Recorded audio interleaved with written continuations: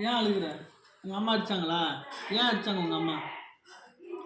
Orange தோலை அங்கே போட்டதானே அடித்தாங்க. அது போட்டது யாரு? நீ தானே. அதை எடுத்து வைக்காமல் போட்டது யாரு? எடுத்து வைக்காம குப்பையில் போடாமல் அங்கே போட்டது தப்பு தானே. அதை எடுத்து வைக்கத்தானே சொல்லி அடித்தாங்க. அதான் அடிக்கிற தட்டினாங்க. உங்கள் அம்மா தட்டினதே உன்னால் பொறுத்துக்க முடியலையாக்கும்.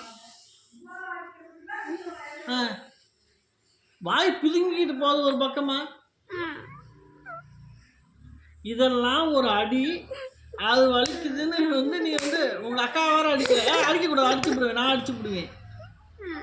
இங்கே வாரு, ஆரஞ்சு தோலை கண்ணா பின்னாலும் கண்ட இடத்துல போட்டது தப்பா சரியா? தப்பா சரியா? அதுக்கு எடுத்துக்க சொல்லி தானே அடிச்சாங்க.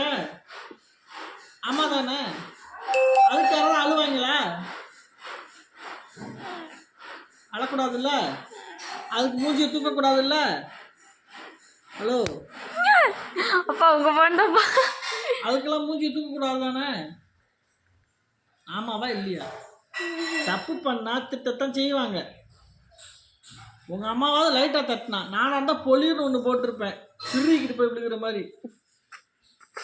ஒரு டைம் சொல்லாமல் கொள்ளாமல் பக்கத்து வீட்டுக்கு போனதுக்கு அடி வாங்கின தெரியுமா? ரோட்டில் விழுந்த தெரியுமா? அடி வாங்கி தொம்முன்னு விழுந்த தெரியுமா? பறந்து போய் ஞாபகம் இருக்கா? 1.5 வயசு 2 வயசு இருக்கேன். ஞாபகம் இருக்கா இல்லையா?